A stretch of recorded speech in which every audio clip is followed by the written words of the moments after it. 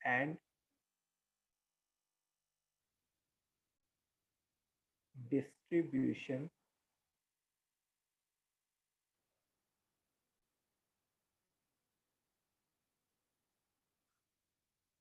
ठीक है।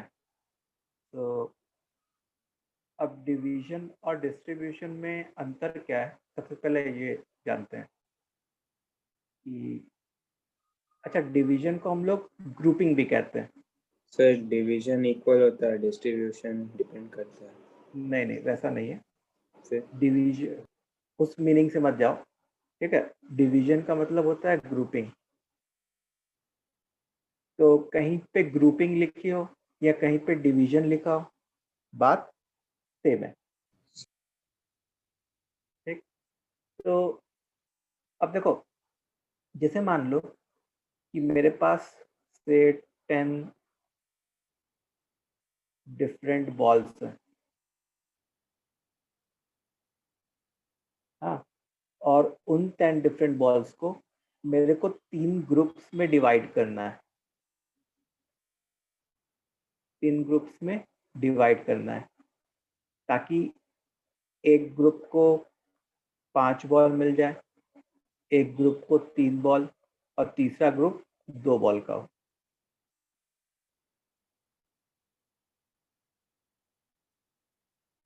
ठीक है, नया चैप्टर नहीं है, पीएमसी ही है। तो जैसे 10 बॉल्स हैं और उसको 3 ग्रुप्स में हमको डिवाइड करना है। एक मिनट,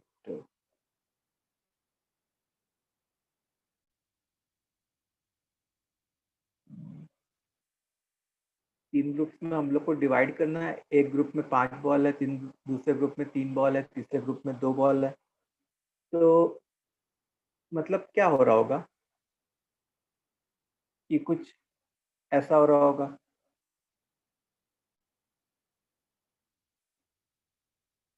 कि जैसे जो पहला ग्रुप है उसमें ball 1, ball 2, ball 3, ball 4, ball 5 आ गया।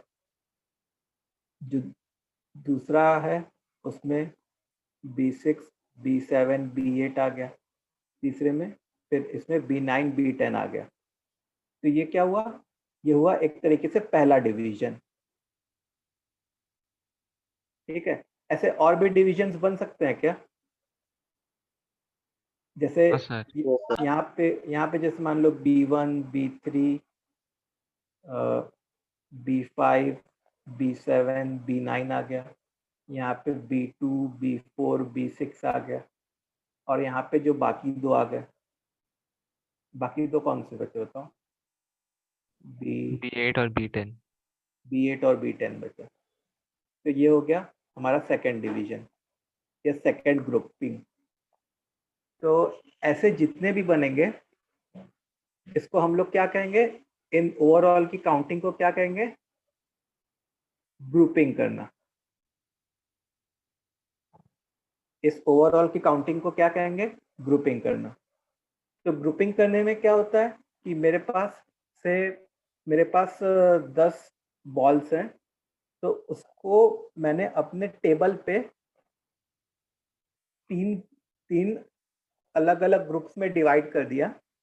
एक ग्रुप की साइज 5 है, दूसरे ग्रुप की साइज 3 है और तीसरे ग्रुप की साइज 2 है। तो ऐसे कितने ऐसे टाइप के बनते हैं, उसको हम लोग क्या कहते हैं? डिवीजन या ग्रुपिंग कहते हैं। उसको वी विल से डिवीजन या ग्रुपिंग। अच्छा, डिस्ट्रीब्यूशन का क्या मतलब है? डिस्ट्रीब्यूशन नाम से क्या पता चल रहा है? डिस्ट्रीब्यूट कर दिया। डिस्ट्रीब्यूशन नाम से ये पता चल रहा है कि डिस्ट्रीब्यूट कर दिया, ठीक है। एक मिनट रुको, डिफरेंस क्या है? बता रहा हूँ। सर हाँ, सर आप 1 मिनट शुरुआत से दिखा सकते हो? एक मिनट एक मिनट। कौन मेरे को मैसेज किया था? लेट मी इन, लेकिन मेरा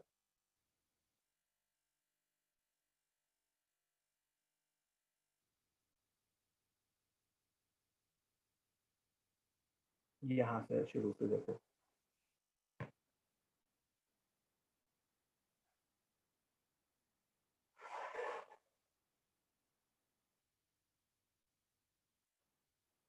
सर आपने बस एक्सप्लेन ही किया ना ये इतना।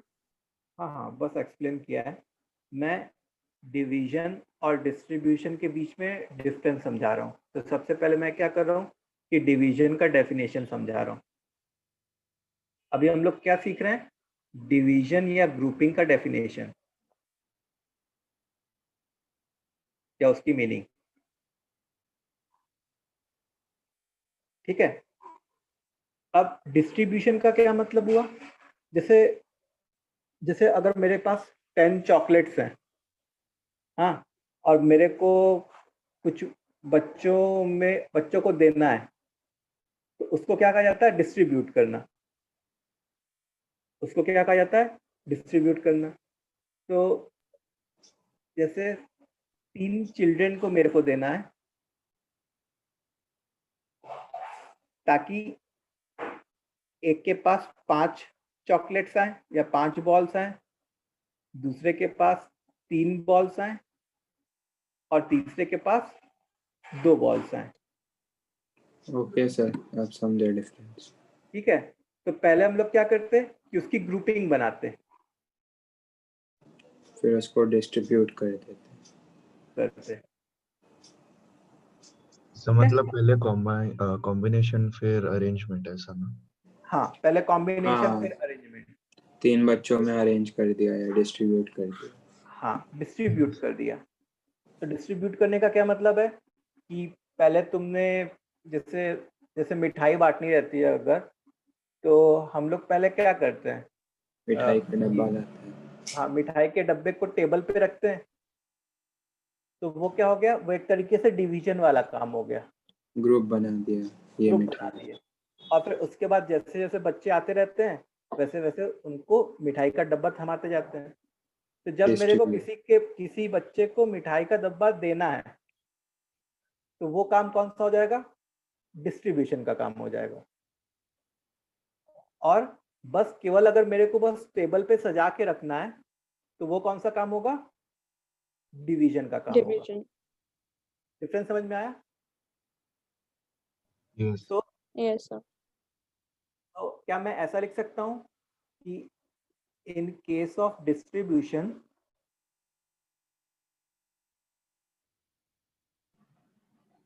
सर एक बार वापस बताओ। बताता हूँ। Among few persons, first we do grouping और डिवीजन,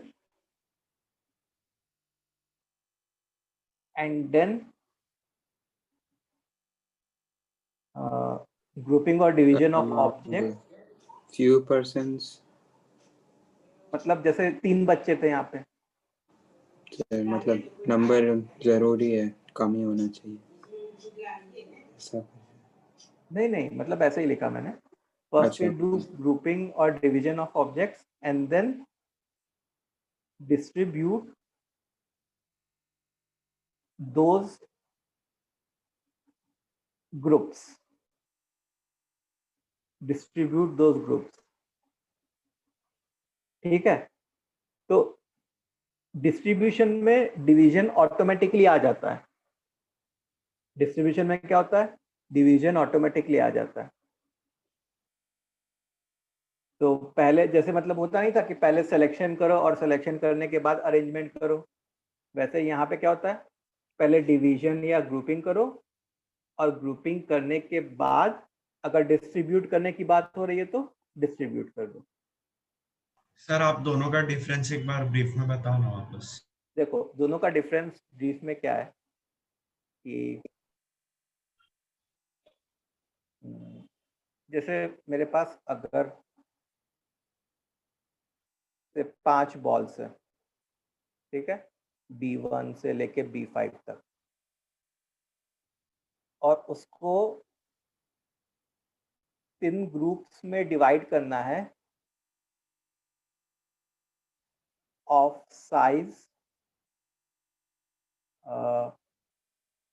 3 2 1, मान लो 6 बॉल्स है और हम लोग को 3 ग्रुप्स में डिवाइड करना है ऑफ साइज 3 2 1।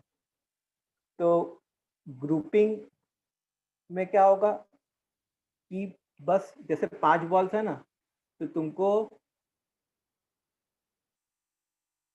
एक टेबल होगी, उसके ऊपर एक 3 बॉल, जैसे मान लो यहाँ पे B1 B2 B3 रख दिया, फिर यहाँ पे B4 B5 रख दिया और यहाँ पे B6 रख दिया। तो पहला ग्रुप ये वाला हो गया, ऐसे सर टाइप का। अरेंजमेंट मैटर नहीं करेगा। हाँ, पहला ग्रुप ये वाला हो गया। फिर जैसे मान लो B1 B4 B5 हो गया, फिर यहाँ पे से B3 B2 हो गया, फिर यहाँ पे से B6 हो गया। तो ये ग्रुप 1 हो गया, ये ग्रुप 2 हो गया। तो ऐसे जितने बनते, ऐसे फॉर्म के जितने बनते, उन सबको हम लोग क्या कहते हैं, नंबर ऑफ डिविजन्स या ग्रुपिंग। ठीक है, तो यहाँ पे अभी क्या मैंने किसी भी चीज को, किसी भी बंडल को मैंने किसी बच्चे में बांटा क्या? अभी नहीं सर। No sir. नहीं बांटा, बस अलग अलग करके रख दिया। अब डिस्ट्रीब्यूशन में क्या होगा, what is going to sir happen? अगर मतलब B4 B1 B5 का ग्रुप हुआ तो अलग डिवीजन होगा या सेम डिवीजन होगा? Same same same. Okay okay. Distribution में क्या होगा कि सर मतलब क्या सेम होगा? मतलब इसने बोला कि सर आपने B1 B4 B5 लिखा, अगर मैं यहाँ पे B4 B1 B5 लिखता तो वो सेम डिवीजन में आता कि अलग? तो वो सेम में आता, एक ही ग्रुप के अंदर है। हाँ मिट नहीं रहा। सर ये G1 G2 हम लोग एक तरह से नंबर ऑफ वेज बता रहे हैं ना ग्रुपिंग करने के? हाँ, number of ways of grouping. Okay. So अब डिस्ट्रीब्यूशन में क्या होगा, वी हैव टू, जैसे मान लो क्वेश्चन है, we have to distribute 6 balls among 3 children such that one gets 3 balls, one child gets 3 balls, another gets 2 balls, and another gets 1 ball. ठीक है, another gets 1 ball. तो मेरे दिमाग में क्या चलता, अब देखो यहाँ पे हम लोग को बच्चों को बॉल डिस्ट्रीब्यूट करनी है 3 चिल्ड्रन में। तो अच्छा, ग्रुप्स भी कितने बनाने को कहा? 3 ग्रुप्स बनाने हैं, एक ग्रुप में 3 बॉल होनी चाहिए।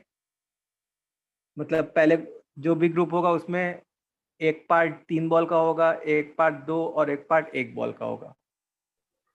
तो जैसे मान लो अगर मैं ग्रुप 1 लिखूं, if I talk about group 1, तो B1 B2 B3 ये हो गया, B4 B5 ये हो गया, और ये B6 हो गया। तो ये जो रेड पार्ट में लिखा वो क्या किया, बस ग्रुपिंग किया है मैंने। हाँ, अब अगर मेरे को डिस्ट्रीब्यूशन करना पड़ता चिल्ड्रन में, तो अच्छा ऐसा बोला गया है क्या कि किस चाइल्ड को 3 मिल रही है, किस चाइल्ड को 2 मिल रही है, किस चाइल्ड को 1 मिल नो रही है? सर। No sir. ये बोला गया। मतलब ऐसा हो सकता था कि C1 को 3 मिल जाए, C2 को 2 मिल जाए, C3 को 1 मिल जाए, या C2 को 3 मिल जाए, C1 को 2, C3 को 1, या C3 को 3 मिल जाए, C2 को 2, C1 को 1, या जैसे 3 फैक्टोरियल होंगे हर ग्रुप हाँ के लिए। हाँ। कौन सा बच रहा है भाई? सर यार डिवीजन कौन सा है, डिस्ट्रीब्यूशन कौन सा है? ये रेड वाला डिवीजन है, और और हर blue एक वाला। डिवीजन के कारण जो मैं ब्लू कलर में लिख रहा हूँ वो क्या है, डिस्ट्रीब्यूशन है। Distribution. C1 C3 C2 C2 C2 C3 C1। C3 C1। ठीक है, तो जो देखो ये डिस्ट्रीब्यूशन 1 है, ये डिस्ट्रीब्यूशन 2 है, ये डिस्ट्रीब्यूशन 3 है, ऐसे ही 6 डिस्ट्रीब्यूशन हो गए। तो पहला डिस्ट्रीब्यूशन क्या कह रहा है?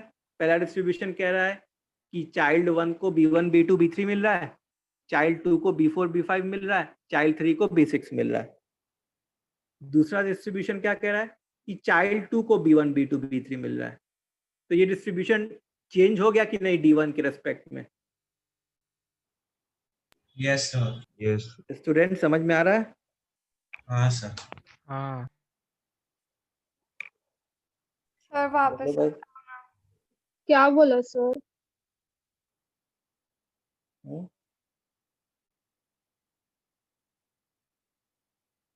मैंने ये बोला कि जैसे मान लो एक डिवीजन किया मैंने, एक ग्रुपिंग की, तो ये तो ग्रुपिंग करके रखी ना। ग्रुपिंग करके रखने का क्या मतलब है कि टेबल पे रख देना।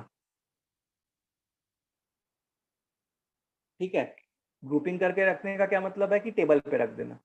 तो जैसे ऐसे बहुत सारी ग्रुपिंग्स हो सकती थी।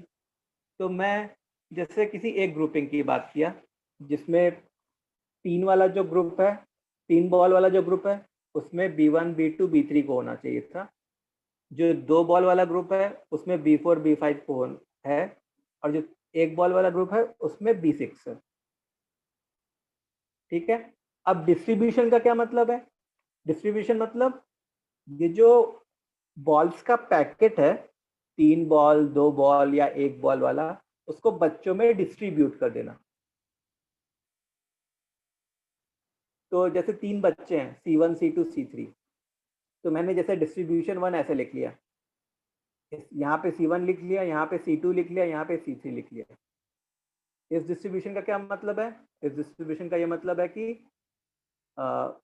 C1 को 3 बॉल्स मिली, कौन कौन सी? B1 B2 B3। C2 को 2 बॉल मिली, B4 B5। C3 को 1 बॉल मिली, B6। ऐसे ही दूसरा डिस्ट्रीब्यूशन लिखा, C2 C1 C3। इस डिस्ट्रीब्यूशन का क्या मतलब है कि C2 को 3 बॉल मिली, B1 B2 B3। C1 को B4 B5 और C3 को B6। तो हर एक ग्रुपिंग के कारण ऐसे 6 डिस्ट्रीब्यूशन पॉसिबल होते हैं, या हम लोग ऐसे कह सकते हैं कि हर एक सिलेक्शन के कारण ऐसे 6 अरेंजमेंट्स पॉसिबल होते हैं। हाँ सर। हाँ सर समझा, थैंक यू। समझ गए। तो ऐसे ही ग्रुपिंग 2 भी होती, उसके कारण भी डिस्ट्रीब्यूशन ऐसे होता बहुत सारे, उसमें भी 6 डिस्ट्रीब्यूशंस होते हैं। उसमें भी 6 डिस्ट्रीब्यूशन होता। ऐसे ग्रुपिंग 3 भी होती, उसमें भी 6 डिस्ट्रीब्यूशन होता। समझ में आई बात? तो Yes, sir. सेकंड ग्रुपिंग करेंगे तो उसमें ये 6 अरेंजमेंट ही हो गया, नंबर ऑफ ग्रुप्स का अरेंजमेंट हो गया। ओके, तो ग्रुपिंग और डिस्ट्रीब्यूशन का मतलब एक डेफिनेशन समझ में आया कि क्या डेफिनेशन होता है और क्या दोनों के बीच में डिफरेंस होता है? हाँ सर। ग्रुपिंग मतलब बस पैकेट्स बना के रख देना टेबल पे, और डिस्ट्रीब्यूशन का क्या मतलब है कि उन पैकेट्स को बच्चों में बांटना। ठीक है, ओके। तो ये था एग्जाम्पल। अब हम लोग आते हैं ग्रुपिंग पे। ग्रुपिंग या डिवीजन। ठीक है, चाहे ग्रुपिंग की बात करूं चाहे डिवीजन की बात करूं, बात सेम है।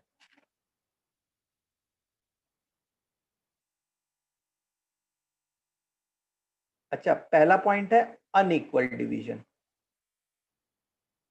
पहला पॉइंट क्या है? Unequal division. अनइक्वल डिवीजन का क्या मतलब है? सर डिफरेंट साइज के ग्रुप्स। हाँ, size of each group should be different. ठीक है, size of each group should be different. What do I mean by this? जैसे मान लो कि मेरे पास 6 बॉल्स हैं और उसको 3 ग्रुप्स में डिस्ट्रीब्यूट करना है। तो 3 ग्रुप्स में डिस्ट्रीब्यूट करना है, इसलिए मैंने 3 लाइन ड्रॉ की। ठीक है, 3 एरो ड्रॉ किए। अब पहले ग्रुप में मैंने ऐसे लिखा 3 बॉल्स होनी चाहिए, दूसरे ग्रुप में 2 बॉल्स होनी चाहिए, और तीसरे ग्रुप में 1 बॉल होनी चाहिए। तो ये जो डिवीजन है इसको हम लोग क्या कहेंगे? I will set as unequal division.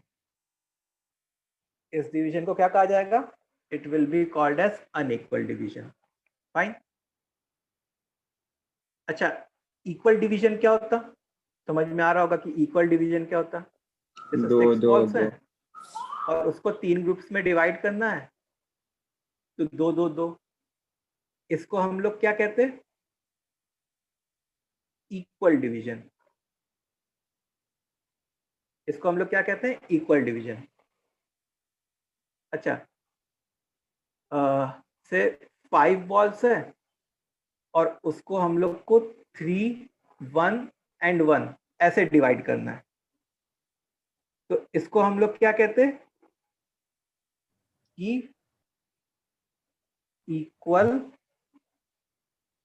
As well as unequal division.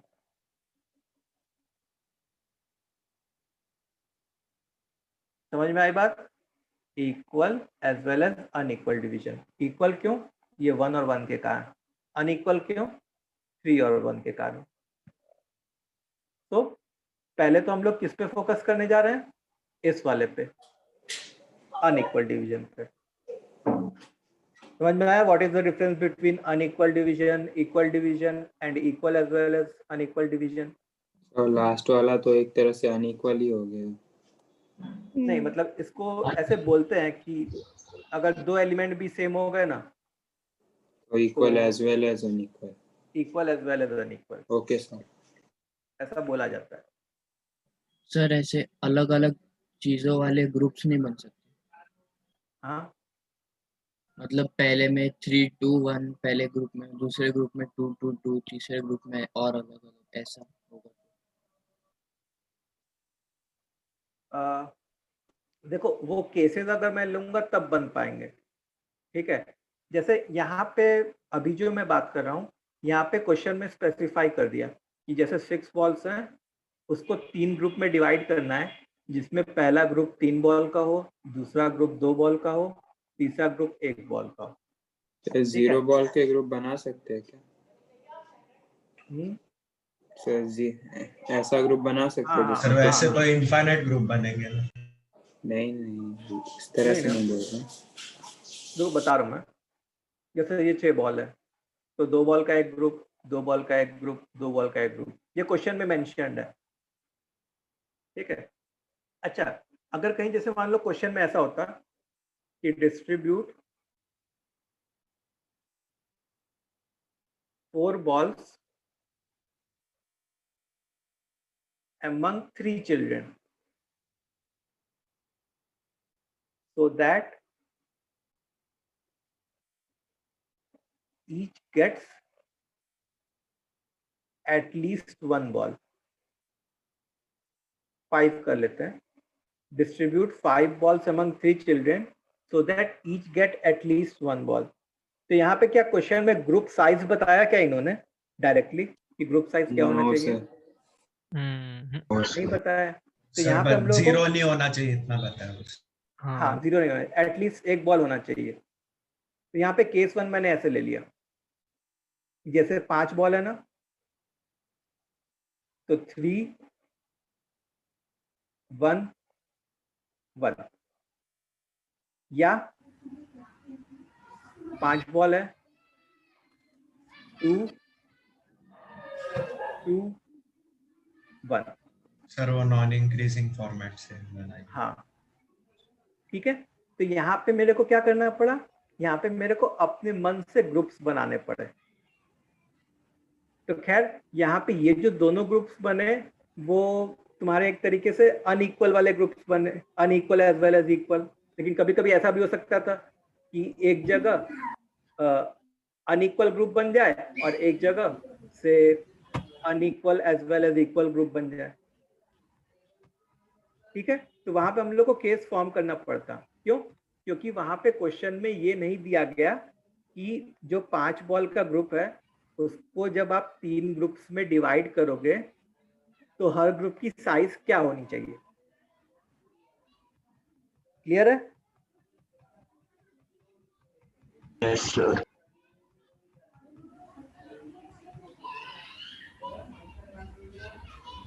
Sir तो ये अभी ग्रुपिंग हो गया, इसके बाद अभी डिस्ट्रीब्यूशन करेंगे ना?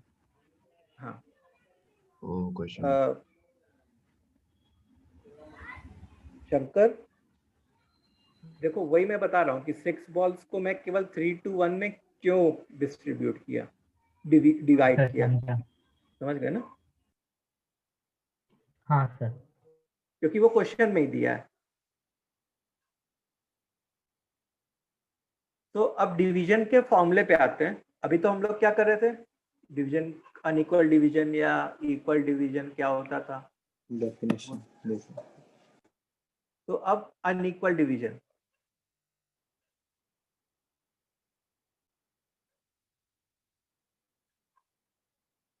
तो अनइक्वल डिवीजन में क्या होता है, जैसे मेरे पास से 10 ऑब्जेक्ट्स हैं। अभी हम लोग डिवीजन कर रहे हैं, डिस्ट्रीब्यूशन कर रहे हैं क्या? No sir. No sir. नहीं, अभी केवल ग्रुपिंग कर रहे हैं। 10 ऑब्जेक्ट्स हैं, उसको 4, 3 नहीं, 4, 5 और 1 3 ग्रुप्स में डिवाइड करो, जिसमें एक में 4 बॉल हो, दूसरे में 5 बॉल हो, तीसरे में 1 बॉल हो।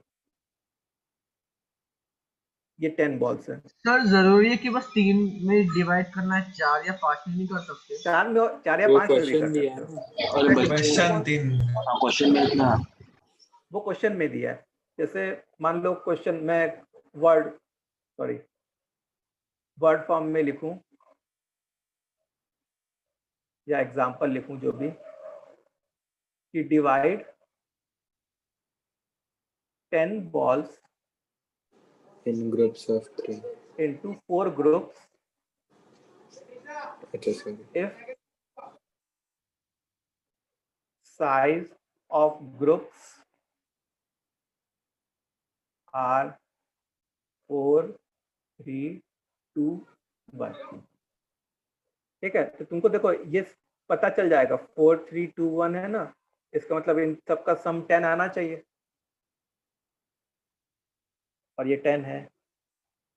तो ये क्वेश्चन क्या बोल रहा है? ये क्वेश्चन बोल रहा है कि 10 को 4 ग्रुप्स में डिवाइड करो,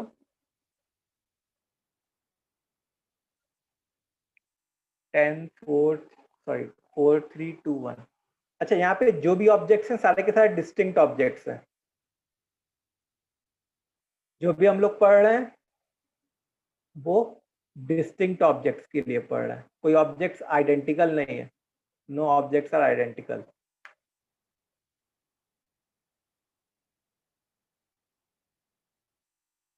ठीक है, तो अब देखो हम लोग को 4 ग्रुप्स बनाने हैं। तो जैसे ये मान लो 2, ये 4 स्पेस वाला बैग होता, ये 3 स्पेस वाला बैग होता, ये 2 स्पेस वाला बैग होता, और ये 1 स्पेस वाला बैग होता। तो मैं कैलकुलेशन कैसे करता? मैं कैलकुलेशन ऐसे करता कि 10 बॉल्स हैं, तो 10 में से किसी 4 को उठा लिया और उसको बैग 1 में डाल दिया या ग्रुप 1 में डाल दिया। ठीक है, फिर सब मल्टीप्लाई होते जाएंगे। फिर अब हाँ। कितनी बॉल्स बची हैं? 6 अच्छी। बॉल्स बची। 6 6 बॉल्स, इसमें से 4 डालने के बाद अब 6 बचेंगे। बची। अब 6, 6 में से 3, 2 3 को इधर, 6, 3 अब 3 बची, तो 3 में से 2 को इधर डाल दिया। 3C2 into 1। अब ये 1 बचा, into 1C1। That is not- ठीक है, सर इसमें ऑड मैटर नहीं करेगा ना? मतलब मैंने पहले 2 वाले ग्रुप को सिलेक्ट किया। हाँ नहीं, उससे हमेशा सबसे सेम रिजल्ट ही आएगा। Okay sir. ठीक है, अब देखो इसको सिंप्लीफाई करोगे तो एक बहुत अच्छी चीज आएगी। फैक्टोरियल फॉर्म में कन्वर्ट करो। 10 फैक्टोरियल, 10c4 को क्या लिखूंगा 10 factorial whole upon 4 factorial 6 factorial. 6c3 को क्या लिखूंगा 6 factorial whole upon 3 factorial 3 factorial. 3c2 को क्या लिखूंगा 3 factorial whole upon 2 factorial 1 factorial.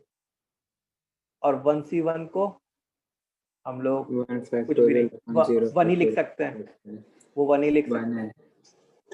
तो देखो सो इस क्वेश्चन को एक और बार समझा सकते हैं आप? आपने कैसे डिवीजन किया 10c4 6c?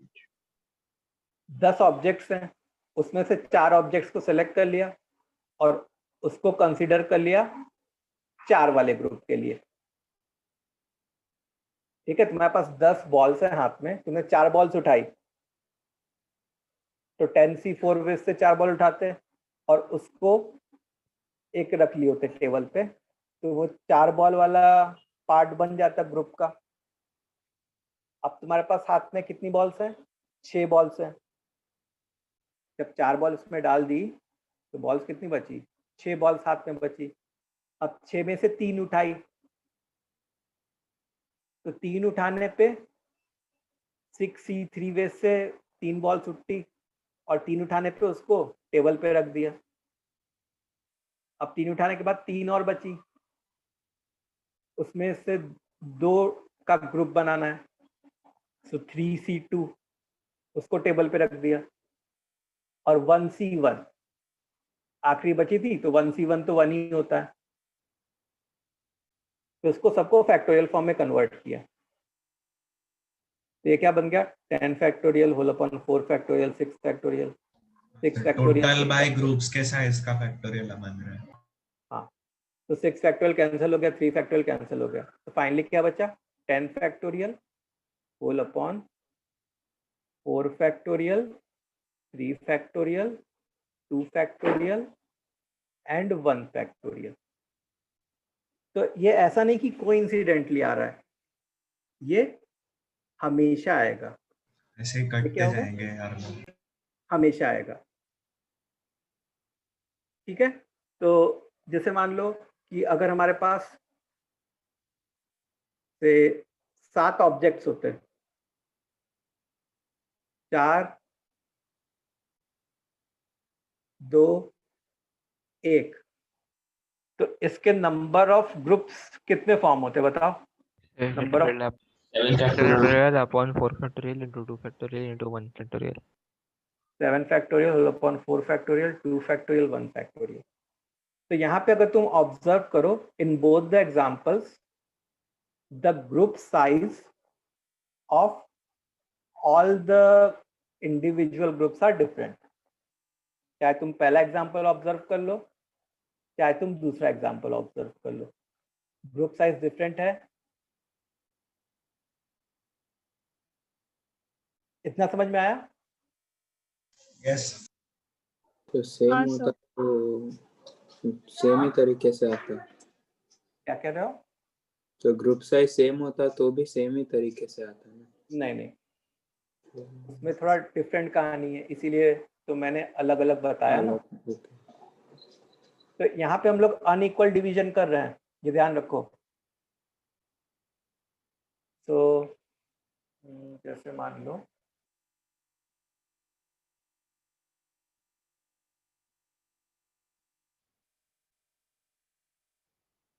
Divide 52 into 4 groups, sorry, into 4 parts such that number of elements in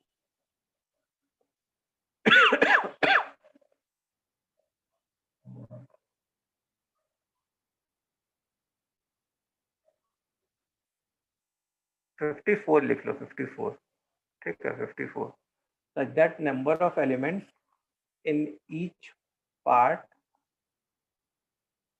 are consecutive numbers. समझ में आई बात? ये क्वेश्चन है, divide 54 into 4 parts such that number of elements in each part are consecutive numbers.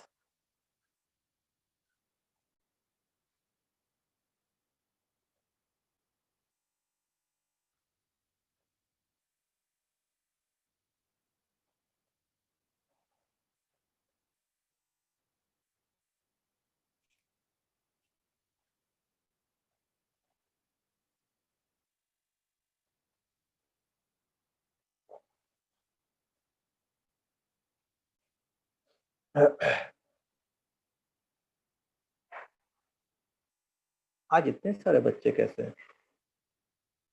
Sir डांट वाट यही है पड़ी क्या? स्ट्रेंथ, अब बीच में हाँ, यही एग्जाम strength है चालू हो हमारा। गया था, नहीं इसलिए नहीं, कम मतलब बच्चे आ रहे थे। लास्ट लेक्चर में मैथ्स में तो कम ही हो जाते हैं। हाँ सर, आज ज्यादा है वैसे कंपैरेटिवली। सब एक्टिव हो गए एग्जाम के बाद। यस प्रणव, ठीक है। पूरे 54 को डिवाइड करना है, ऐसा नहीं कि कंजूसी कर दी।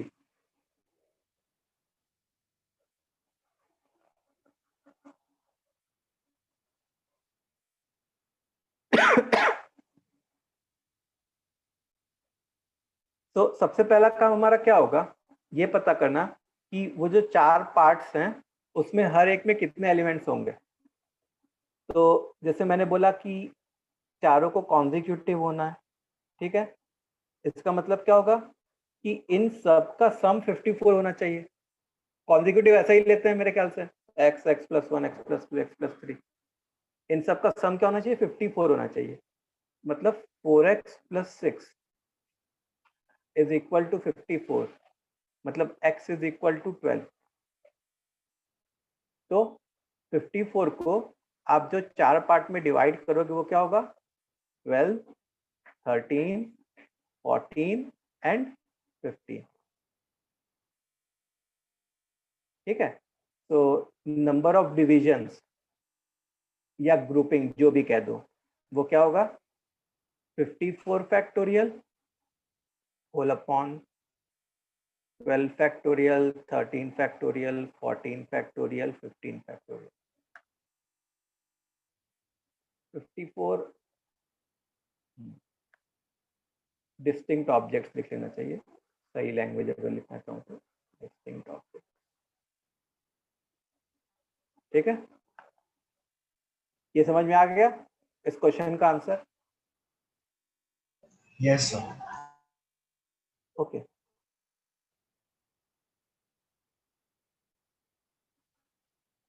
तो सर थोड़ा कितने लोग का सही हो गया ये वाला?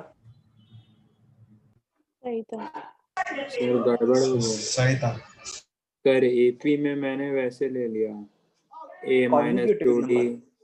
मैंने क्या बोला? Consecutive number. यस सर, मैंने 2d कॉन्जिक्यूटिव वाला नंबर फॉर्मूला। एक एक के ही डिफरेंस से होता है। ओके सर, समझा। मेरा भी सही है। चलो सही है। आगे बढ़ते हैं फिर हम लोग। हाँ, अच्छा, अब जो है इक्वल डिवीजन पे मैं आता हूँ। अच्छा, अगर यही मानो कि मेरे को डिस्ट्रीब्यूट करना होता, जैसे मेरे पास 54 डिफरेंट ऑब्जेक्ट्स हैं और मेरे को इसको 4 बच्चों में डिस्ट्रीब्यूट करना होता,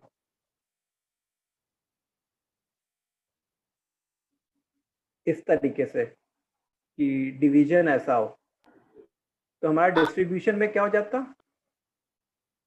number of divisions into 4 factorial हो जाता डिस्ट्रीब्यूशन में। खैर चलो, उस पर मैं आऊंगा, डिस्ट्रीब्यूशन में बाद में आऊंगा। Let's come to equal division.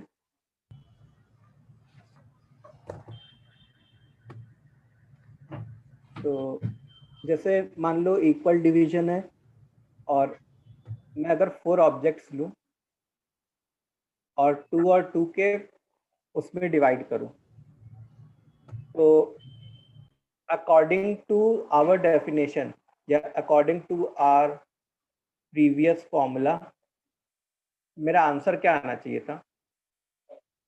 4 factorial, factorial by 2 factorial, 2 factorial, ऐसे आना चाहिए था। 24 होल अपॉन 4 6 आना चाहिए। 6 आना चाहिए था। ठीक है, तो अब मैं एक एग्जांपल दिखाता हूँ। जैसे मान लो ए है, बी है, सी है और डी है। ये 4 डिस्टिंक्ट ऑब्जेक्ट्स हैं, है ना? अच्छा, मेरे को दो दो के ग्रुप्स बनाने हैं। मेरे को क्या करना है? दो दो के ग्रुप्स बनाने हैं। तो जैसे पहले मान लो इसमें ए बी भर दिया, इसमें सी और डी को भर दिया। दूसरे में ए सी भर दिया, इसमें बी और डी को भर दिया। फिर ए डी भर दिया, इसमें बी और सी को भर दिया। अच्छा, ए का काम हो गया, इधर ए जितने यूज होने थे कर लिए। अब जैसे मान लो यहाँ पे बी सी भर लिया, तो इधर ए डी भर लिया, इधर बी डी भर लिया, तो इधर ए सी भर लिया और इधर सी डी भर लिया, तो इधर कितना बनेगा? क्या भरेगा? ए बी भरेगा। A B. समझ में आ रहा? तो जो हम लोग सोच रहे थे कि 6 डिफरेंट ग्रुपिंग्स जो बननी चाहिए थी, वो ये बननी चाहिए थी।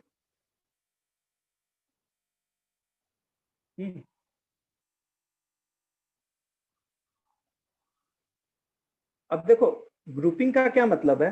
ग्रुपिंग का ये मतलब है कि बस ग्रुप बना के टेबल पे रख देना।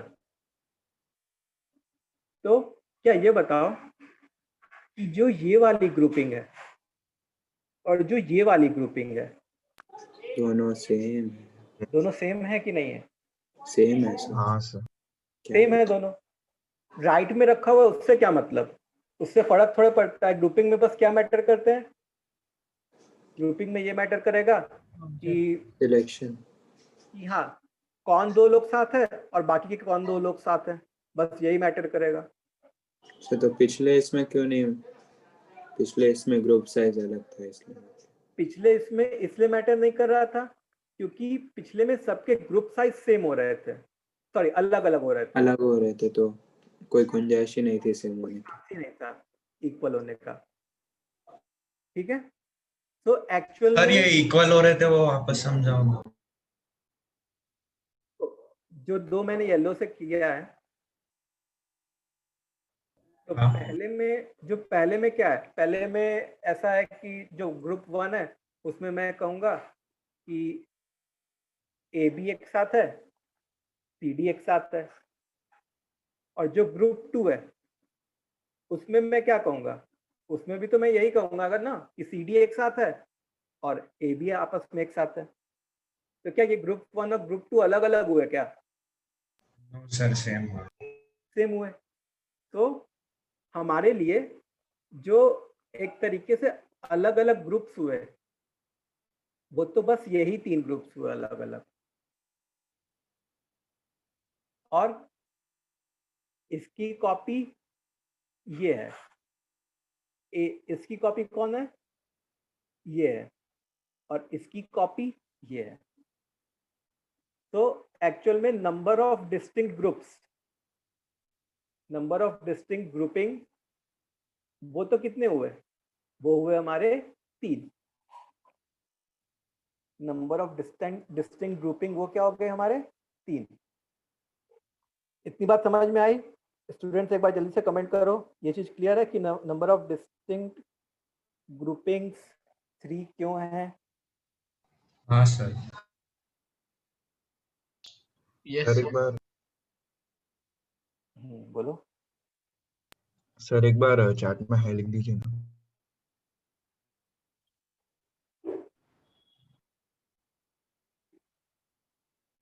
देखो हर्षद, फिर से समझो कि ये देखो, ये 6 ग्रुप्स तो समझ में आ गए कि 6 ग्रुप्स कैसे लिखे मैंने।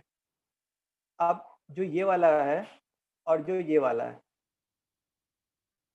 इसमें क्या है कि इसमें ए बी एक साथ है सी डी एक साथ है, और इसमें क्या है, सी डी एक साथ है, ए बी एक साथ है। ठीक है, तो एक भले यहाँ पे मैंने इसको लेफ्ट में लिखा है, इसको राइट में लिखा है, और यहाँ पे इसको लेफ्ट में लिखा है, इसको राइट में लिखा है, वो फर्क नहीं पड़ता ना। ग्रुपिंग में बस क्या मैटर करता है कि कौन कौन लोग साथ साथ में है। ये थोड़े मैटर करता है कि कौन से ग्रुप को पहले लिखा और कौन से ग्रुप को बाद में लिखा है। तो अब ये 3 आया कहाँ से?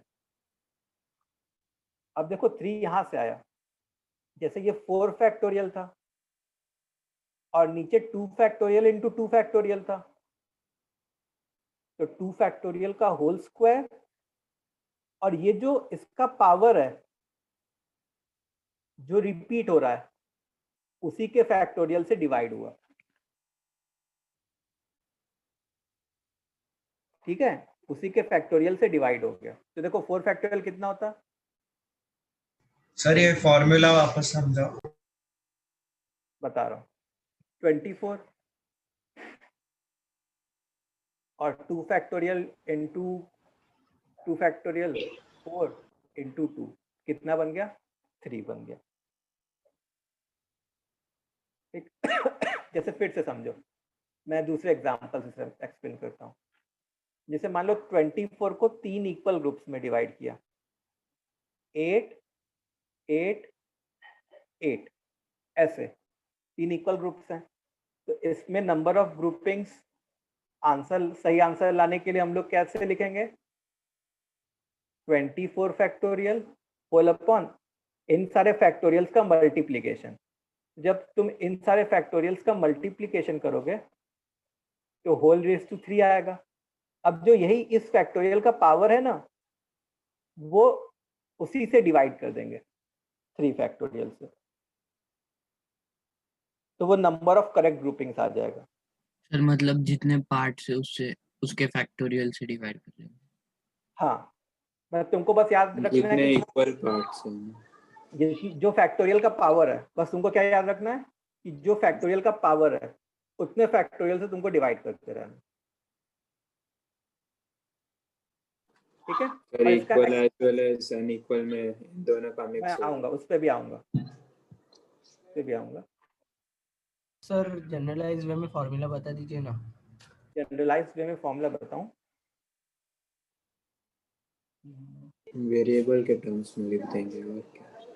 वेरिएबल के टर्म्स में जैसे मान लो n इंटू ए ग्रुप ऑब्जेक्ट्स हैं और उसको n ग्रुप्स में डिवाइड करना है। मतलब तुम और कंफ्यूज ही हो जाओगे और कुछ नहीं, उसको n ग्रुप्स में डिवाइड करना है और वेरिएबल्स आ जाएंगे, और हर ग्रुप में ए ऑब्जेक्ट्स हो। ठीक है, सारे के सारे डिस्टिंक्ट हैं।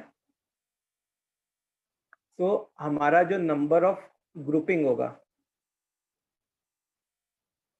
वो हम लोग क्या करेंगे, पहले इस चीज का फैक्टोरियल लिखेंगे, एन ए का फैक्टोरियल होल अपॉन ये जितने भी अलग अलग ग्रुप साइज हैं उनको आपस में मल्टीप्लाई करेंगे। तो A factorial into A factorial into A factorial, वो लोग मल्टीप्लाई होकर क्या बन जाएंगे? To the power n। और यही जो फैक्टोरियल का पावर है वही उसी से यहाँ पे डिनोमिनेटर में डिवीजन आ जाएगा। समझ में आई बात? Yes sir. ओके, अब जैसे मान लो क्वेश्चन है, क्या क्वेश्चन है? सर थोड़ा ऊपर कीजिए ना प्लीज। हाँ सर, बस 2 minute.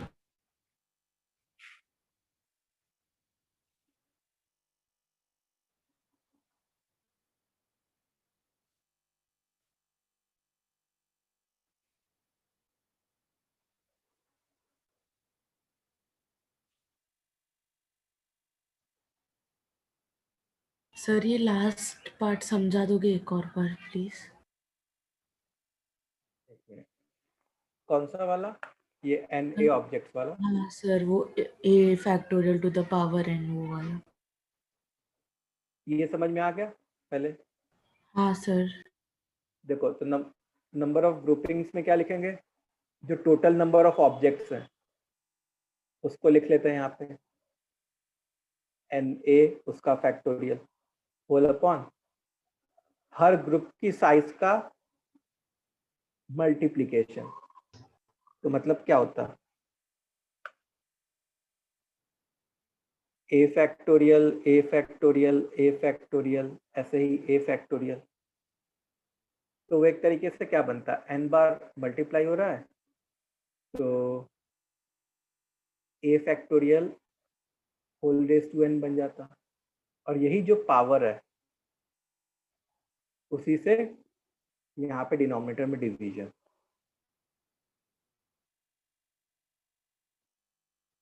Okay sir, thank you.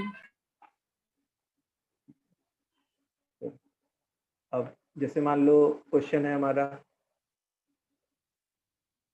कि in how many veg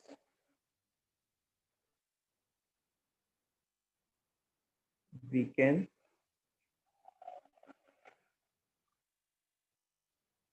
equally divide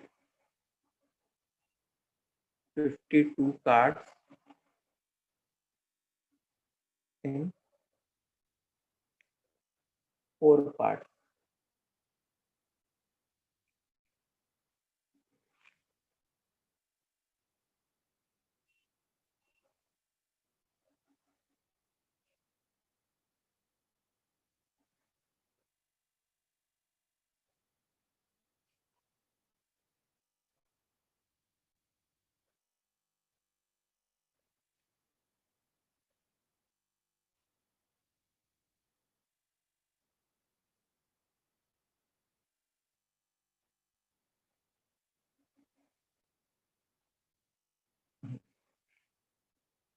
sir हो गया क्या क्वेश्चन? हाँ बस इतना ही क्वेश्चन है।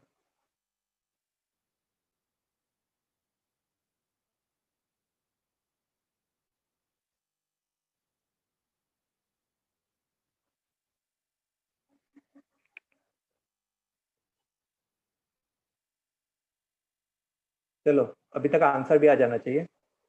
तो 52 कार्ड्स को 4 ग्रुप्स में डिवाइड करना है। मतलब हर की साइज कितनी होनी? Factorial by 13 factorial raise to हर की साइज 13 होनी चाहिए। तो क्या हो जाएगा हमारा answer? 52 factorial whole upon 13 factorial into 13 factorial into 13 factorial into 13 factorial, मतलब होल रेज टू 4। अब इसी 4 का यहाँ पे डिवीजन, 4 फैक्टोरियल का डिवीजन। तो ये आंसर हो गया। ठीक है।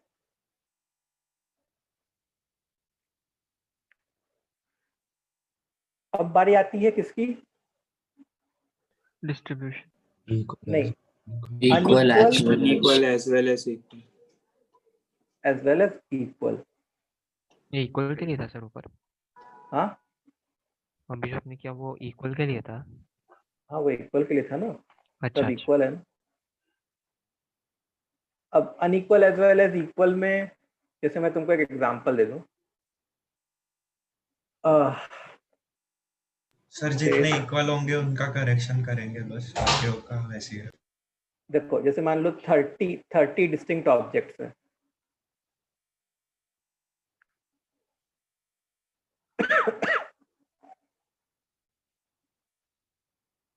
सर 5 डिस्टिंक्ट को 3 में डिवाइड करें। अब 13 डिस्टिंक्ट ऑब्जेक्ट्स हैं, उसको जैसे 5 5 5 फिर 3 3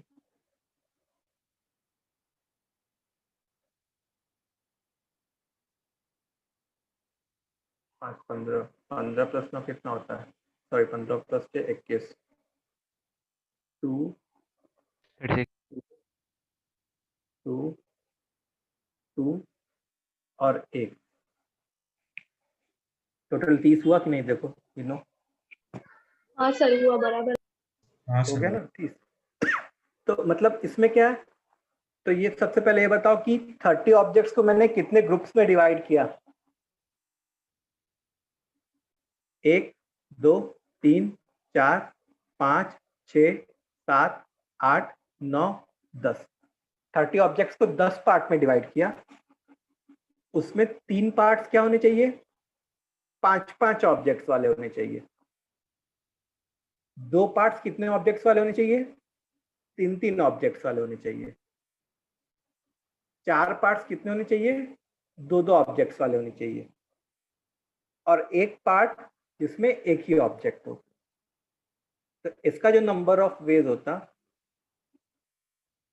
वो सबसे पहले इसका फैक्टोरियल लिख लो, 30 factorial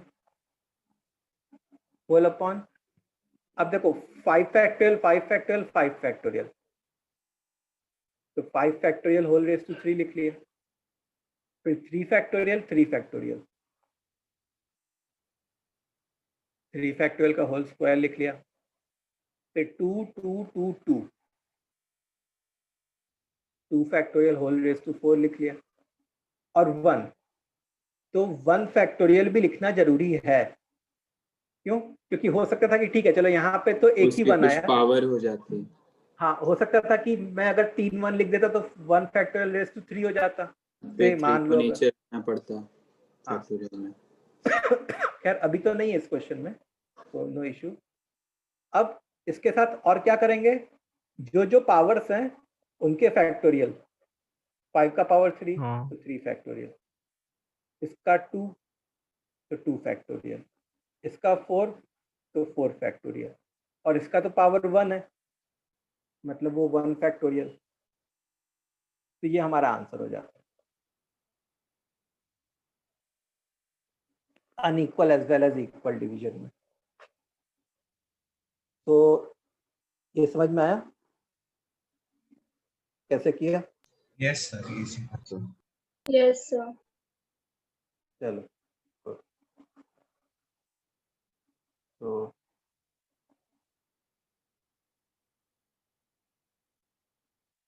let's do a question.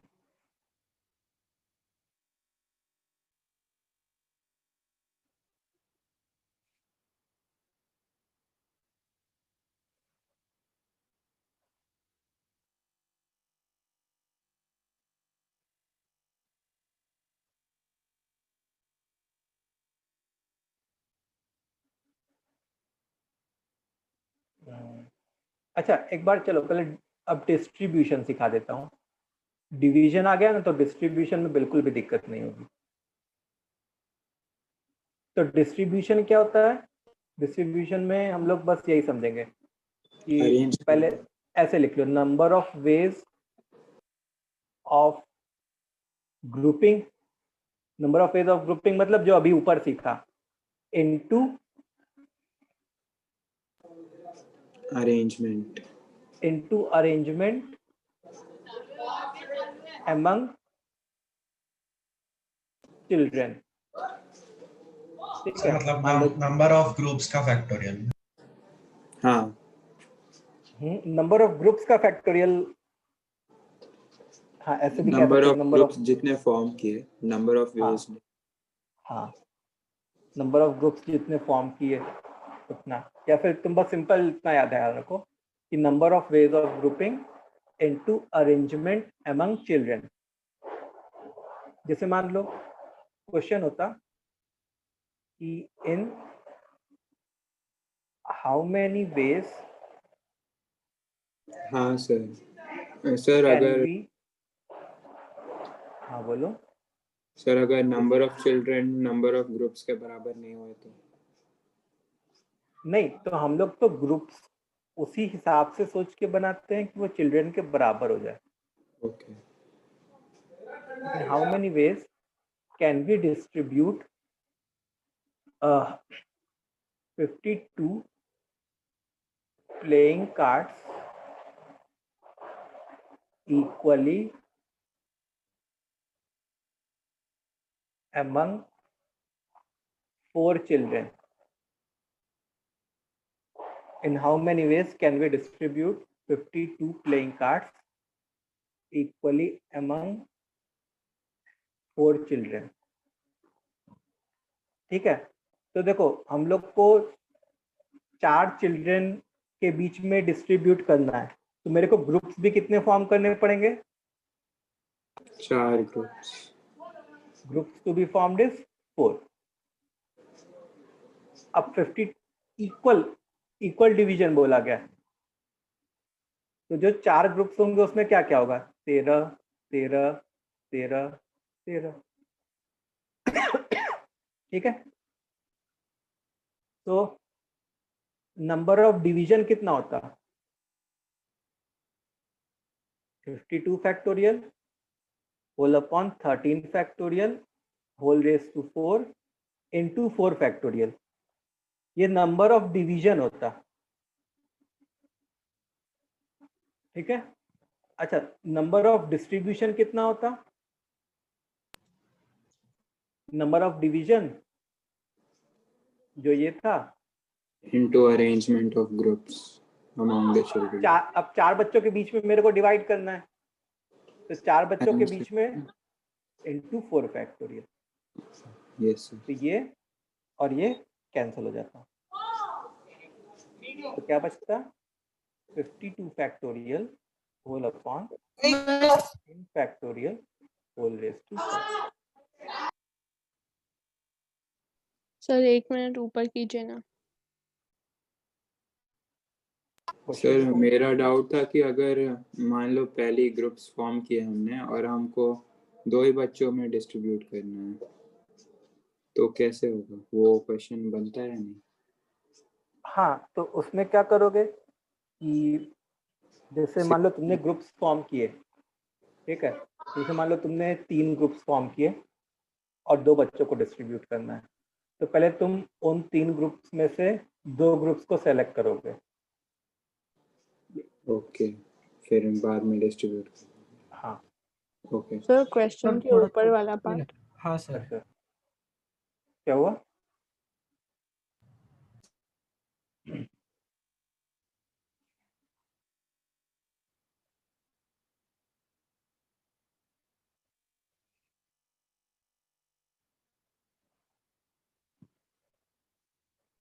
Done sir, thank you. हो गया, चलो अब क्वेश्चन किया जाए। तो आई होप डिवीजन के बाद डिस्ट्रीब्यूशन में दिक्कत नहीं होगी तुमको,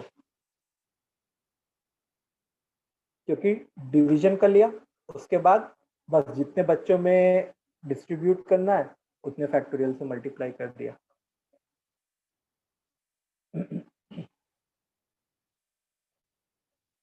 अच्छा, जैसे मान लो क्वेश्चन ऐसा है कि 10 different toys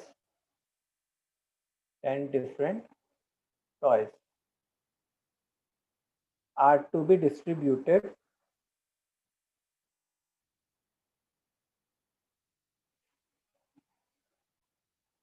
among 10 children.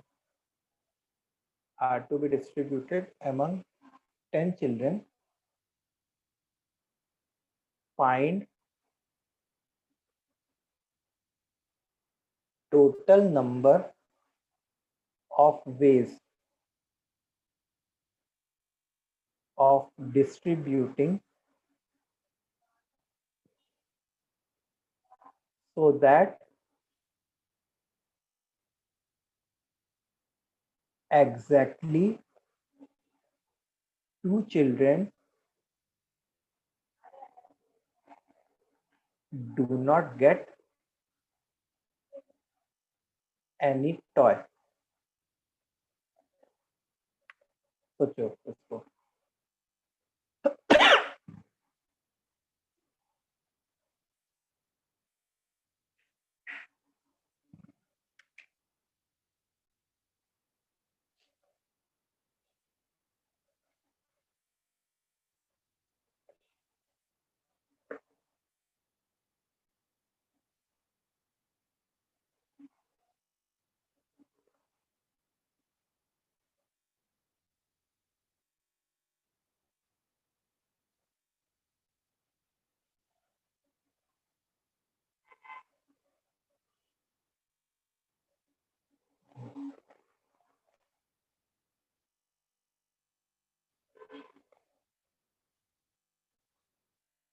Sir इसमें तो बहुत सारे केसेस बन जाएंगे।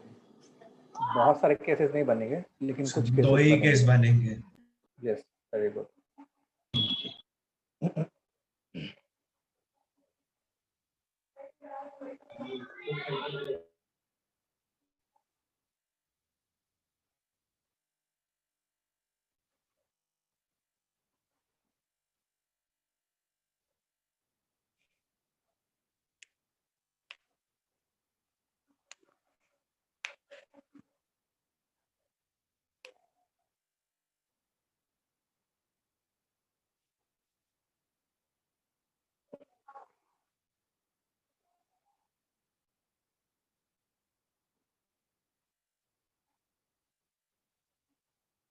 नहीं, ग्रुप्स तो तुम्हारे 10 ही बनेंगे, ठीक है।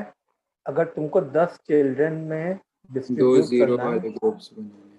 हाँ, तो ग्रुप्स तो तुम्हारे 10 ही बनेंगे, उसमें तुम्हारे 2 0 आएंगे और कहीं पे कुछ ज्यादा आ जाएगा।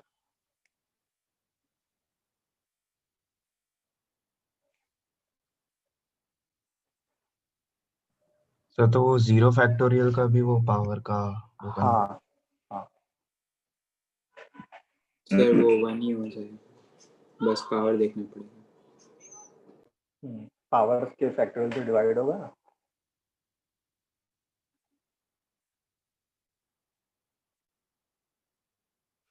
तो देखो, 2 केस बन सकते हैं। एक केस तो ऐसा हो गया कि 2 बच्चों को 0 मिला, एक बच्चे को 3 मिल गया, फिर 1 2 3 4 5 6 7, बाकी सबको एक एक मिल गया। सर हाँ सर, 2 ही केस बन रहे हैं। दूसरे केस में 2-2 हो जाएगा, बाकी हाँ, सबको। दूसरे केस में 2 बच्चों को 0 मिल गया, 2 बच्चों को 2 और 2 मिल गया, बाकी 6 को 1 1 1 1 1 1। अच्छा हाँ, बताओ, सर। इसके अलावा कोई सिनारियो बन सकता है क्या आपका? नो सर, वो रिपीट हो जाएगा फिर। नहीं सर। तो अब केस 1 के रिगार्डिंग हम लोग डिस्ट्रीब्यूशन लिखेंगे। अगर मैं डिस्ट्रीब्यूशन डायरेक्टली लिखने जा रहा हूँ, तो डिस्ट्रीब्यूशन डायरेक्टली लिखने के लिए सबसे पहले मेरे को डिवीजन भी लिखना पड़ेगा। तो 10 ऑब्जेक्ट्स हैं, 10 बॉल्स थी ना, 10 टॉयज थे ना, 10 टॉयज थे। तो ऊपर तो 10 फैक्टोरियल लिखता, नीचे 0 फैक्टोरियल 0 फैक्टोरियल, मतलब 0 फैक्टोरियल का होल स्क्वायर, फिर 3 फैक्टोरियल, फिर 1 फैक्टोरियल होल रेज टू 7। अब यहाँ पे क्या हो रहा है कि वो 2 फैक्टोरियल और 7 फैक्टोरियल से डिवाइड भी करने की जरूरत पड़ेगी। तो ये जो चीज लिखा वो हम लोग ने क्या लिखा? डिवीजन लिखा। अब इसी को 10 बच्चों में डिस्ट्रीब्यूट करना है। तो 10 बच्चों में डिस्ट्रीब्यूट करने के लिए इंटू 10 फैक्टोरियल। समझ में आया? Yes sir. स्टूडेंट सबको क्लियर है? अब केस 2 देखो। केस 2 में डिस्ट्रीब्यूशन अगर मैं लिखूं, डायरेक्टली डिस्ट्रीब्यूशन लिख रहा हूं, तो उसके लिए पहले तो डिवीजन लिखना पड़ेगा। तो 10 फैक्टोरियल होल अपॉन 0 फैक्टोरियल का होल स्क्वायर, 2 फैक्टोरियल का whole square, 1 factorial whole raise to 6, और फिर 2 फैक्टोरियल 2 फैक्टोरियल 6 फैक्टोरियल। ये तो डिवीजन हो गया। इनटू 10 बच्चों में डिस्ट्रीब्यूट करना था, तो इनटू 10 फैक्टोरियल। तो हमारा जो आंसर हो जाएगा वो क्या हो जाएगा? केस 1 प्लस केस 2 का। इसको इवैल्यूएट मत करने बैठना, बहुत बड़ा नंबर बनेगा। छोटा छोटा नहीं, बड़ा बनेगा। सर इतना सारा डिवीजन हो रहा है। हाँ, तो डिवीजन भी हो रहे हैं तो बहुत छोटे छोटे नंबर से डिवीजन, मतलब तुम ऐसा सोचो, कैलकुलेशन लेंदी हो जाएगा और कुछ नहीं। ठीक है, तुम्हारे पास एक 10 फैक्टोरियल ये है, तो इसके साथ तुम इसका काम कर सकते हो, इस भी चाहे 10 फैक्टोरियल हाँ क्या सही। करो।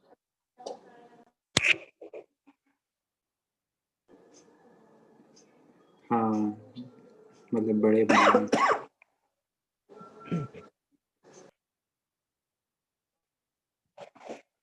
ठीक है, चलो अब एक क्वेश्चन और करो इसी बेसिस पे।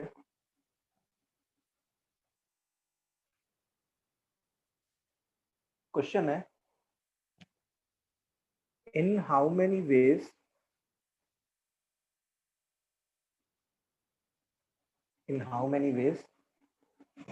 Can 7 department be distributed among 3 ministers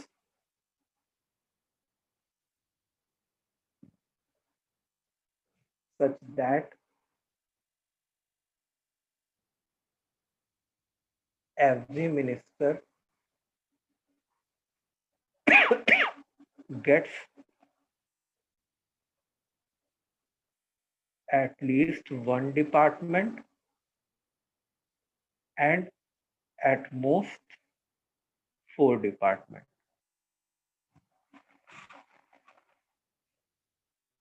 चलो इसको ट्राई करो।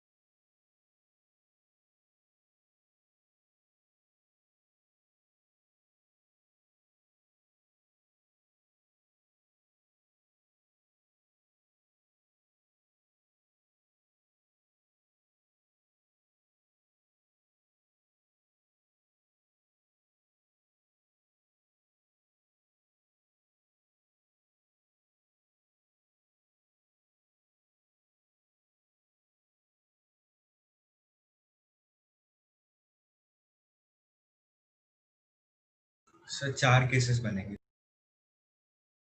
हाँ सर। सर 4 नहीं, सॉरी 3। Done sir.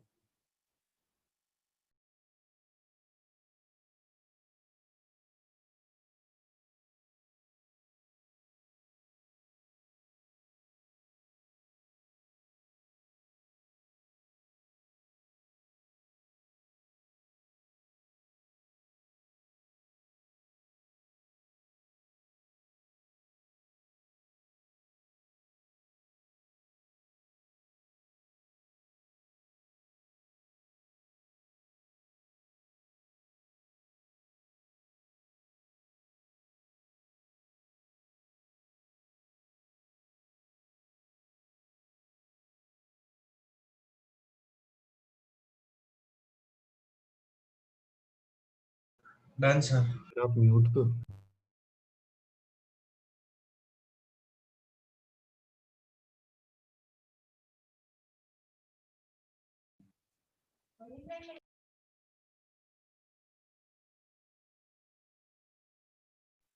सर आप म्यूटेड है। सॉरी अब आ रही आवाज? Yes sir. Yes sir. तो ये 2 केसेस समझ में आ गए ना? हाँ सर, तीसरे में हाँ 3 सर। 3 और 3 2 2 रहेगा। 3 2 2 2 इसका सर। ये अच्छा। फॉर्म नहीं हो पाएगा। अब ये क्या बता रहा है? ये बता रहा है कि एक मिनिस्टर को 4 डिपार्टमेंट मिलेंगे, दूसरे मिनिस्टर को 2 और तीसरे मिनिस्टर को 1 डिपार्टमेंट। तो इसका जो डिस्ट्रीब्यूशन होगा वो होगा 7 फैक्टोरियल, 4 फैक्टोरियल, 2 फैक्टोरियल, 1 फैक्टोरियल ये तो डिवीजन हो गया। और कितने मिनिस्टर्स में डिस्ट्रीब्यूट करना है? 3 3 मिनिस्टर्स। फैक्टोरियल। 3 फैक्टोरियल। फिर यहाँ पे क्या हो जाएगा? 7 फैक्टोरियल। सर बाय तो 3 यहाँ पे फैक्टोरियल का स्क्वायर इनटू 2 फैक्टोरियल और फिर न्यूमरेटर में 3 फैक्टोरियल फिर से आ जाएगा। और ये 2 फैक्टोरियल और यहाँ पे 3 फैक्टोरियल। फिर यहाँ पे 7 फैक्टोरियल, 3 फैक्टोरियल, 2 फैक्टोरियल का whole square, 2 factorial into 3 factorial. ठीक है, सबको समझ में आया कैसे लिखे हम लोगों ने? Yes sir. Yes sir. Non increasing. Yes. हाँ, तो अब जो हमारा आंसर होता वो case 1 plus case 2 plus case 3 होता। ये अपना आंसर होता।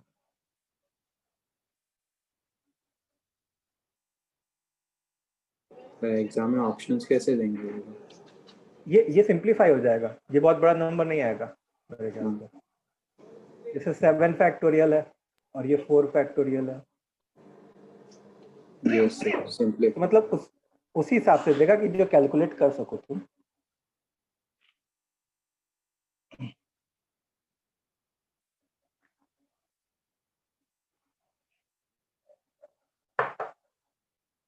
आगे बढ़े अपने, एक क्वेश्चन और करते हैं।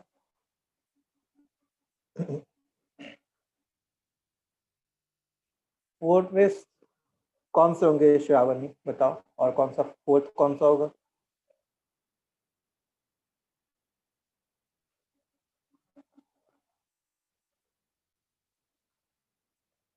फिर वो नॉन इंक्रीजिंग ऑर्डर फॉलो नहीं करेगा। 3-3-1, ये तो मैंने केस 2 में लिख लिया ना, 3-3-1।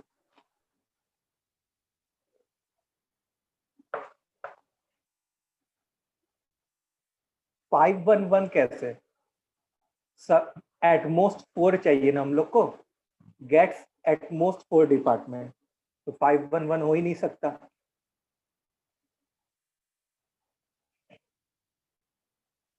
चलो एक क्वेश्चन और इस टाइप का।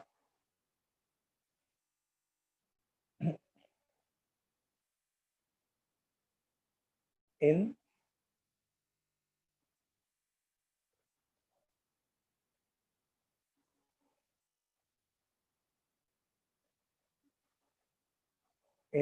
how many ways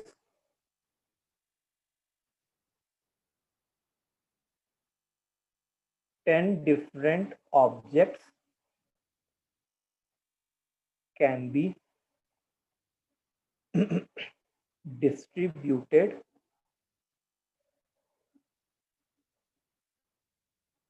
among 3 children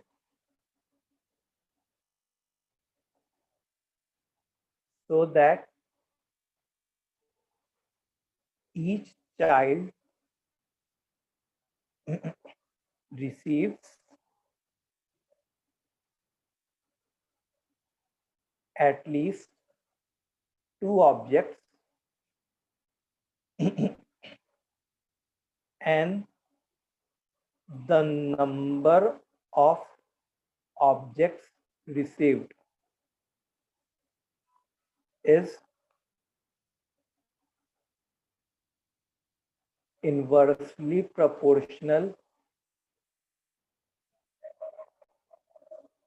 to the age of the child. Assume करो कि all childs are of different age.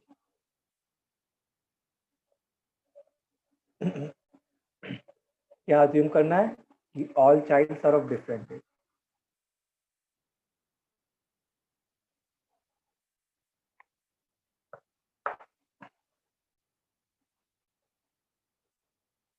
Non increasing order ओम वो जिससे केस फॉर्म करते हैं हम लोग कि एग्जैक्ट नंबर ऑफ केसेस बने।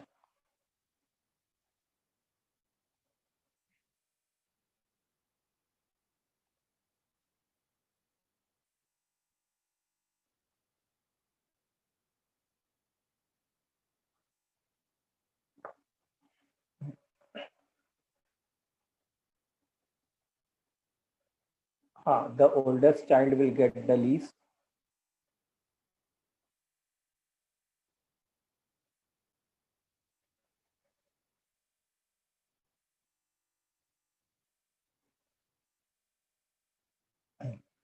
सर इसमें तो डिस्ट्रीब्यूशन करना ही नहीं पड़ेगा। Yes. इसमें डायरेक्टली केस का सम आएगा। बस डिवीजन करना है दिमाग लगा के कि वो डिवीजन में क्या क्या आएगा। सर इक्वल वाला डिवीजन कभी आएगा या नहीं? हाँ, तीनों ऑब्जेक्ट्स इक्वल वो वाला डिवीजन कभी नहीं आएगा। सर 2 भी नहीं आएगा कल? हाँ हाँ, मतलब वही कोई भी आपस में। तो 5 3 2 देखो, जैसे हम लोग ने मान लिया कि ओल्ड बच्चा है, ओल्ड मतलब बूढ़ा नहीं है, उन सब में सबसे ओल्डेस्ट है। एल्डेस्ट लिख दो सर। एल्डेस्ट, चलो ठीक है, इंग्लिश थोड़ी वीक है। एल्डेस्ट, मिडिल, यंगेस्ट, ठीक है। अब देखो क्या बोला गया है कि जो एल्डेस्ट है उसको मतलब इनवर्सली प्रोपोर्शनल है, तो जो एल्डेस्ट है उसको कम मिलना चाहिए सबसे। अच्छा, सबसे कम कितना मिल सकता है? 2। तो इसको जैसे मान लो 2 दे दिया, अब इसको मेरे को 2 से ज्यादा देना है, तो मान लो मैंने इसको 3 दे दिया, तो 2 + 3 5, और टोटल 10 ऑब्जेक्ट्स है, तो इसको 5 हो गया। अच्छा, कोई सोचता कि मैं एक काम करता हूँ, इसको 2 दे देता हूँ, क्या दूसरा केस बनता क्या? इसके लिए इसको 4 करना चाहिएगा हम लोग को। अच्छा, इसको 4 करना पड़ा अगर, तो फिर इसको भी 4 करना पड़ेगा, लेकिन नहीं कर मामला सकते। गड़बड़ा जाएगा। अच्छा, कोई सोचता कि मैं इसको 3 कर दूं, एक बढ़ा दूं, एटलीस्ट 2 है, इसका ये मतलब थोड़ा है कि 2 देना ही है, इसको 3 कर दूं, इसको 4 तो करना ही पड़ता, इसको 4 करना पड़ता, तो 3 + 4 7, 3 हो जाता, फिर से मामला गड़बड़ा जाता। समझ में आ रही बात? फिर 3 5 और 2 अगर मैं करता, तो फिर ये तो वो ऑर्डर ही फॉलो नहीं होता। यंगेस्ट को सबसे कम मिल रहा है, जबकि यंगेस्ट को सबसे ज्यादा मिलना चाहिए था। तो मतलब तो बात की एक बात कि एक ही केस बनेगा, 2 3 5। अब देखो डिवीजन क्या होगा, 10 factorial whole upon 2 factorial 3 factorial 5 factorial. अच्छा, यहाँ पे पहले से डिसाइडेड है कि जो 2 वाला है वो एल्डेस्ट को जाना है, जो 3 वाला है वो मिडिल वाले को जाना है, और जो 5 वाला है वो यंगेस्ट को जाना है। तो ग्रुप का ऑनर डिसाइड फैक्टोरियल करेंगे क्या? No sir. नहीं सर, नहीं, क्योंकि अरेंज उसको करने की अरेंज करने की जरूरत जरूरत ही नहीं है। समझ में आई बात? तो the answer will be 10 factorial upon 2 factorial 3 factorial 5 factorial. ये हमारा आंसर होगा।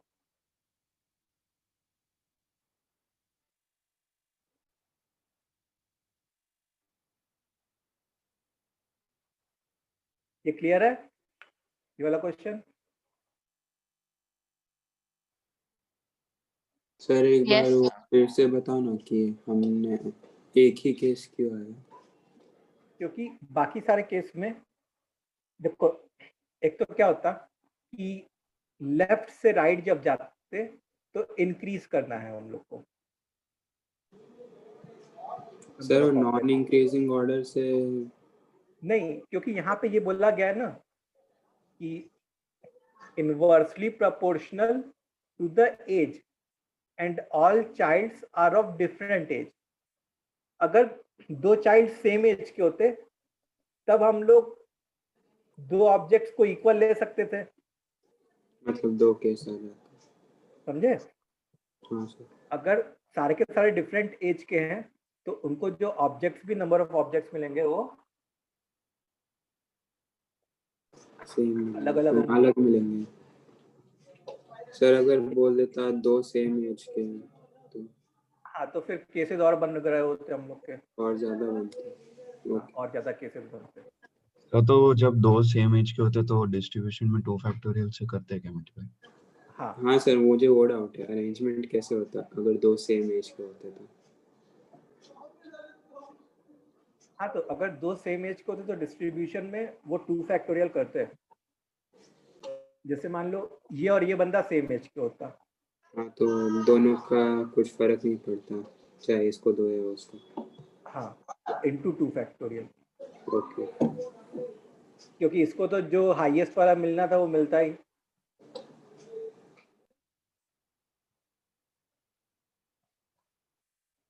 ठीक है, तो ये था हमारा क्या आज का topic, division and distribution of distinct object. ठीक है,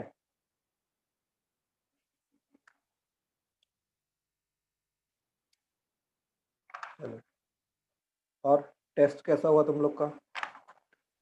सर अच्छा था सर। सर एक डाउट अच्छा था सर, एक गार्लैंड वाला क्वेश्चन था, उसमें डाउट था। हाँ सर, वो तो वो confuse हो गया। एंटी क्लॉकवाइज अरेंजमेंट उसमें सेम आएंगे ना? हम्म, सर वो पढ़ाया था क्या आपने? वो शायद अभी रह गया है, होल अपॉन 2 फैक्टोरियल।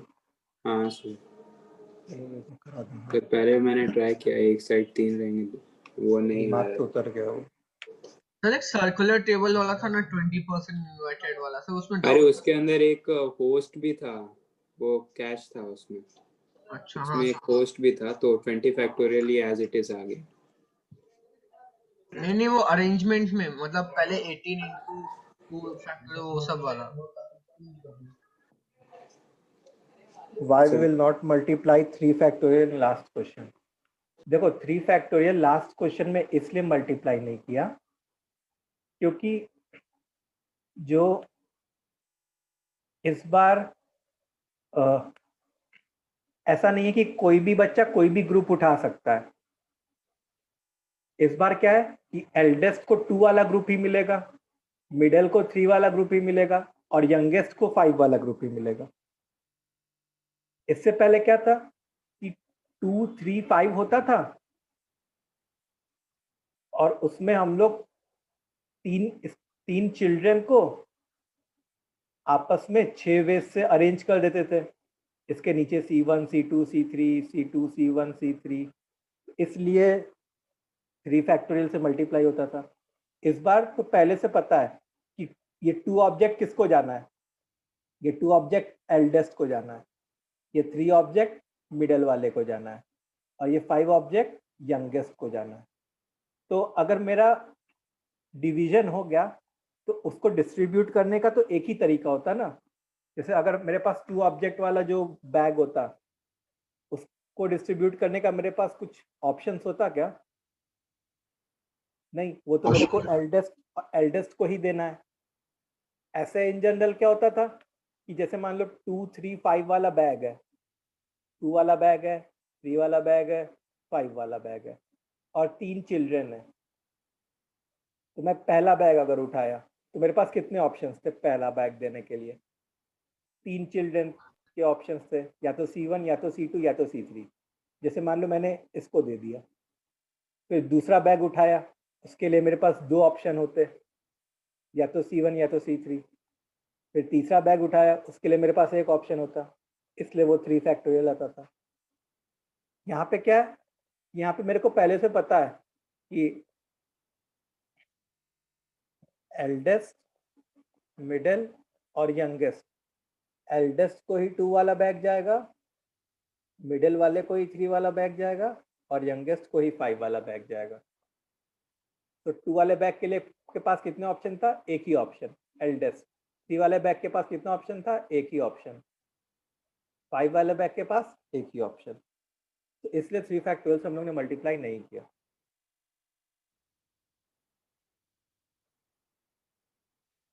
ओके, सो आज के लिए हम लोग इतना ही करते हैं। नेक्स्ट क्लास में हम लोग इसके आगे बढ़ेंगे। थैंक यू तो सर। Bye sir. मैं Thank थोड़ी you, देर sir. में Bye-bye, sir. Good night sir. थोड़ी देर में Thank you, sir. Good night. Post कर दूंगा ग्रुप पे, तो तुम लोग होमवर्क करते जाना यार, होमवर्क नहीं करोगे तो कोई मतलब नहीं है फिर। Thank you sir.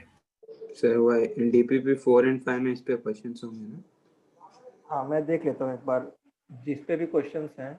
नहीं सर, वो प्रीवियस होमवर्क में होंगे, पूछ रहा था। मैं देख लेता हूँ एक बार जो थैंक भी यू है, सर। क्वेश्चन देता हूँ। चलो बाय। Thank you.